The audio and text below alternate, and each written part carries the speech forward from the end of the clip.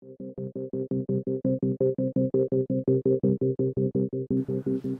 gusto mo ng maging successful, kung gusto mo ng tagumpay, dadaan ka sa katulad ng mga pinagdaanan ko na bago ako naging ganito, maraming paghihirap at sakripisyo sa training ang pinagdaanan ko.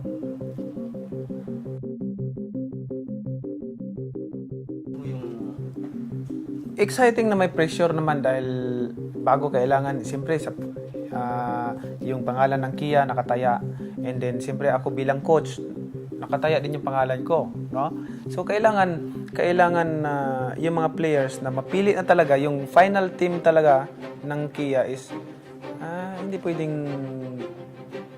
paisi-isi lang sa training. Alam ko yung mga iniisip nung na-anticipated ko na yung mga iniisip ng mga datihang team. Bago lang yan, mga scratch lang yung mga players nila, ganyan. Wala yan, So, gusto ko rin yun, na anticipated ko na, alam ko na yung iniisip nila. So, gusto kong ipakita na hindi ito. Palaban itong mga players.